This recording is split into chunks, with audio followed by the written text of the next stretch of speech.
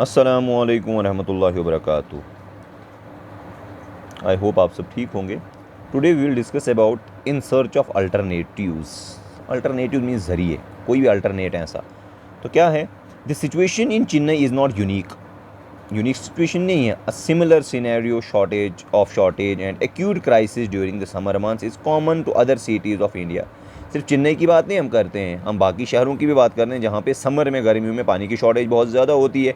The shortage in municipal water is increasingly being filled by an expansion of private companies who are selling water for private profit.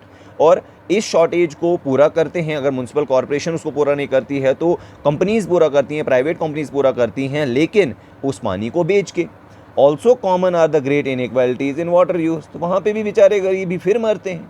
The supply of water पर person in an urban area में, शहर में, in India में should be about 135 litre एक person के लिए।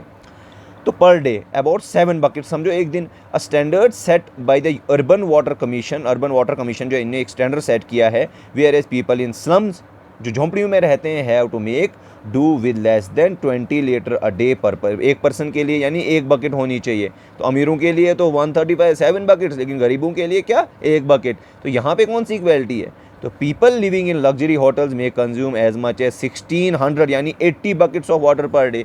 वो तो 80 बकेट्स करेंगे, वो तो 80 बकेट्स का यूज़ करेंगे, जहाँ मर्जी वहाँ पानी को फेंकेंगे, जो मर्जी वो करेंगे। लेकिन गरीब क्या करते हैं, वो एक बकेट से क्या करेंगे, खाना बनाएंगे, बर्तन धोएंगे, सफाई करेंगे।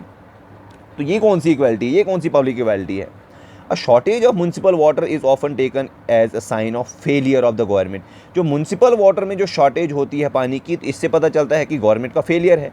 सम people argue that since the government is unable to supply the amount of water that is needed and many of the municipal water departments are running at a loss, we should allow private companies to take over the task of water supply।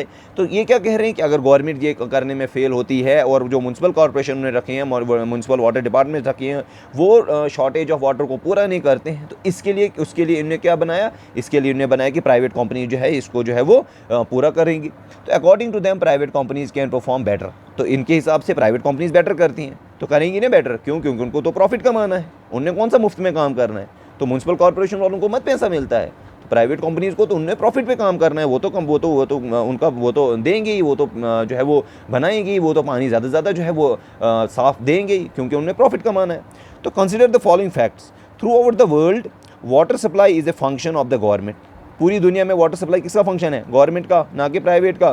There are very few instances of private water supply. कुछ ही ऐसे इंस्टांसेज हैं जहाँ पे private supply की ज़रूरत पड़ती है। There are areas in the world where public water supply has achieved universal access.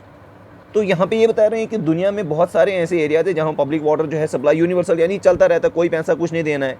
तो in a few cases where the responsibility for water supply was handed over to private companies. लेकिन कुछ cases में जब responsibility जो है water supply की private companies को दी जाती है, तो there was a steep rise in the price of water making it affordable for many. तो बहुत सबों के लिए वो पानी जो है वो मुश्किल हो जाता है। क्यों? क्योंकि वो उसको खरीद नहीं सकते हैं।